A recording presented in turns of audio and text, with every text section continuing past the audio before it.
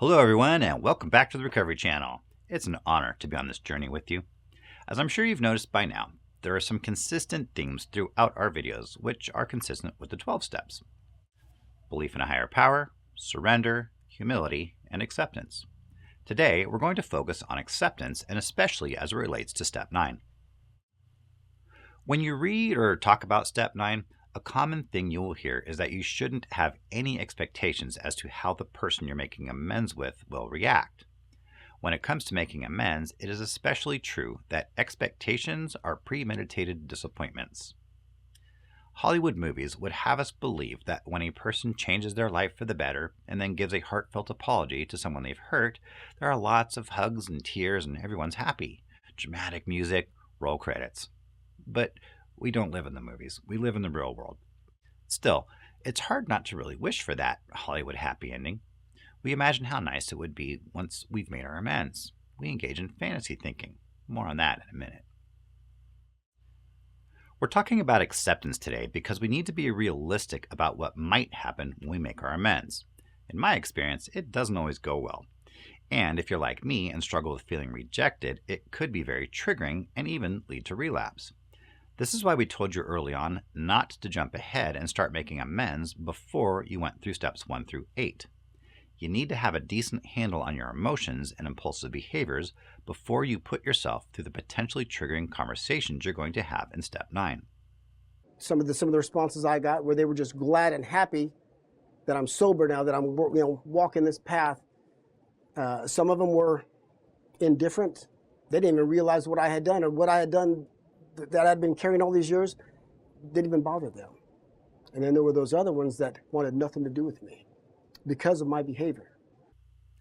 Page 417 of the AA Big Book talks about acceptance, and I encourage you to read that chapter on a regular basis.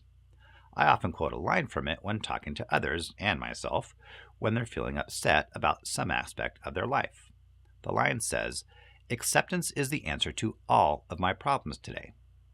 A little trite? Yeah, but it's actually true. The powerful trio of humility, surrender, and acceptance can get us through pretty much anything. And when they become a part of our day-to-day attitude, we have a lot more serenity.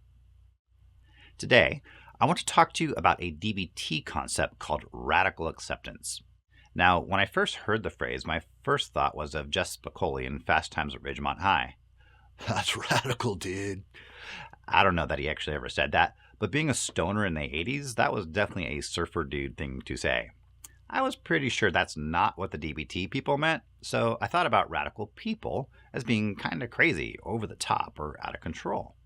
But the actual definition of radical is thorough or complete. So when we talk about radical acceptance, we mean that we accept things thoroughly, completely, with all of ourselves. We accept things with our mind, with our body, and with our heart and soul. There are a couple of things that people get hung up on when we talk about radical acceptance, so let's address those first. One of them is similar to the issue I had with step 1. If I'm so powerless, then there's nothing I can do about my addiction. The acceptance version of that is, well, if I need to accept everything as it is, then I guess I just need to accept that I'm an addict and there's no reason to change. Accepting things as they are and not judging them does not mean that we shouldn't try to change them. If I'm 50 pounds overweight and borderline diabetic, I can accept that reality and not judge myself for how I got to be overweight. But I can also accept the fact that I need to lose weight for my own health. Acceptance is not the same as complacence. The other obstacle with acceptance is the belief that if I accept something, then I agree with it, or by accepting it, I'm saying it's okay with me. We need to separate acceptance from agreement. Accepting something as reality is not the same as agreeing with it. Accepting something without judging it as good or bad is not the same as saying, I'm okay with it. This is really nuanced, and it's hard to grasp until you've actually experienced it, which takes some practice. Let's say you get passed over for a promotion, and someone less skilled than you got promoted instead. You're pretty sure it's because the boss just likes the other person more. Maybe they're even sleeping together, and that's why they got the promotion instead of you. Radical acceptance sounds like this.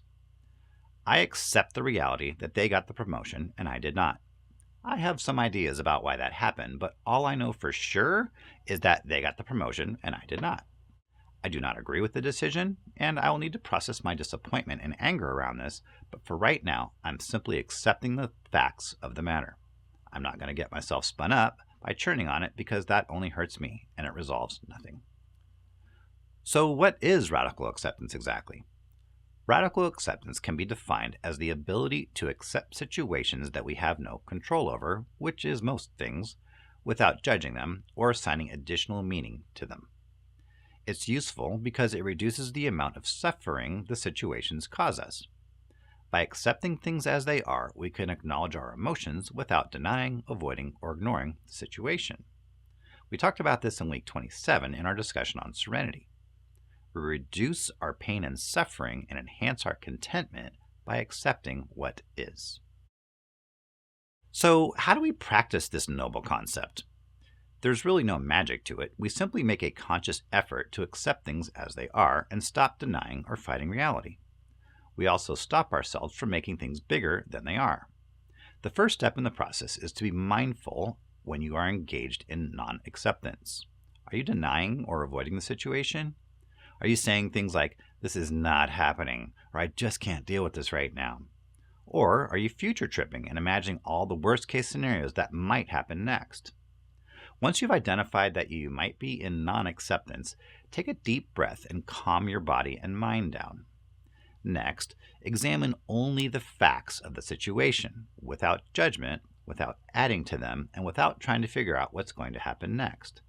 Just the facts and just what's in the present. Now, this next step is a little contradictory because you need to make some guesses as to why the situation is happening. But the idea is not to get stuck on the story you might be telling yourself. Let's say your boss yelled at you about something you did. The story you're telling yourself is that your boss hates you and can't wait to fire you.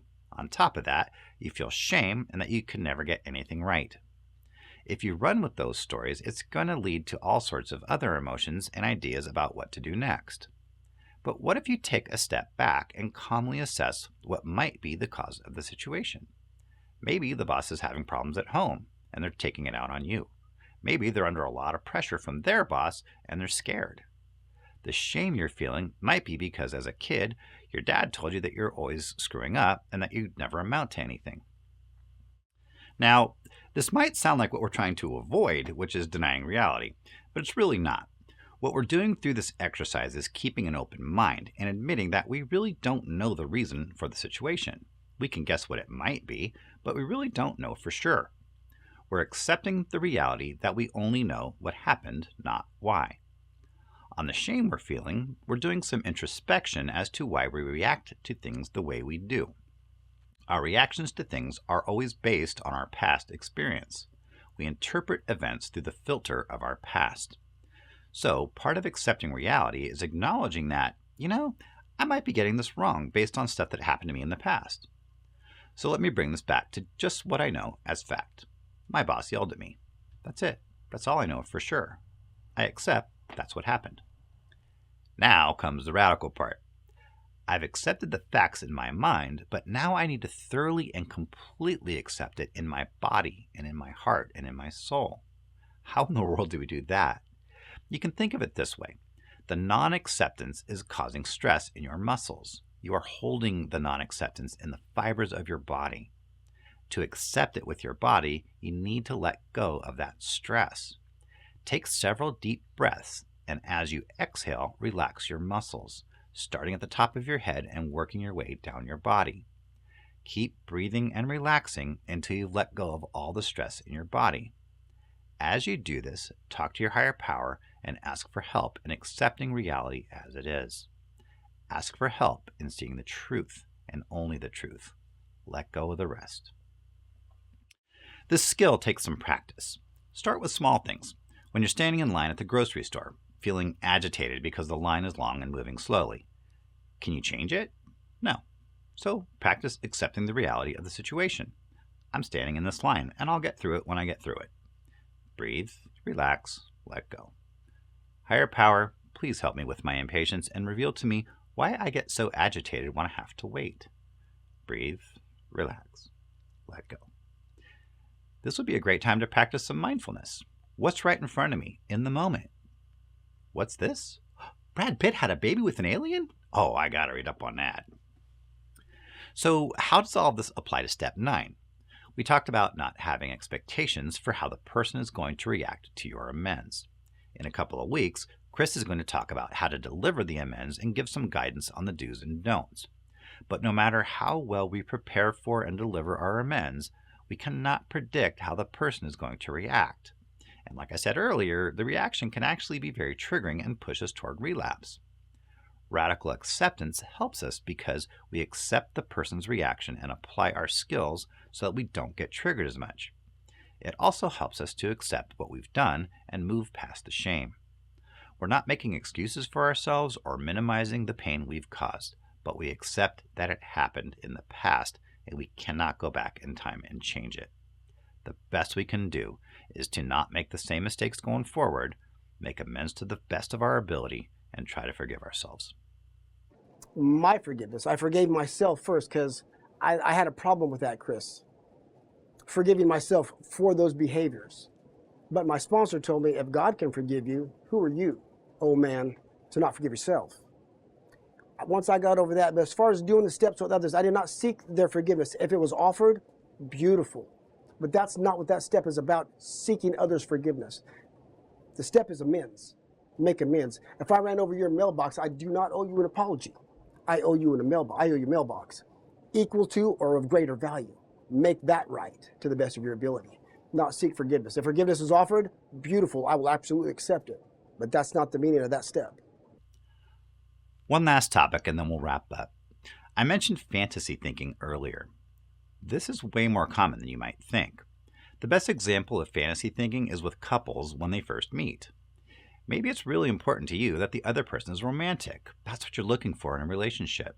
In the early days of the relationship, you interpret the little things they do as romantic, not because they are necessarily, but because you really want to believe that about the person. 5 years later, you're thinking, why aren't they as romantic as they once were? Sure, partly it's because that's just what happens in relationships, but there's a good chance they really never were all that romantic. Your fantasy thinking built them up to something that they really weren't. How this applies to step 9 is that we need to be careful to not engage in fantasy thinking about our amends. Before we make our amends, take care not to imagine how great things are going to be or that they'll go back to the way they once were. Remember, you're making amends because you've hurt this person and you have no idea how deep those wounds are. The best thing you can do is to not have any expectations at all. Be prepared to radically accept whatever their reaction is. Then, after the amends, don't read too much into what they say and do. It's very tempting to take any sign of progress or forgiveness as an indicator that all is well again. Take it slow, give them time, and accept things as they are. Okay, that's it for today. Your homework is to practice radical acceptance. As I said, start with small things. It's one of those skills that are tough at first, but the more you practice it, the easier it gets. And after a while, you don't even have to think about it anymore. We've provided more information for you in the comments, so check those out. We'll see you next week.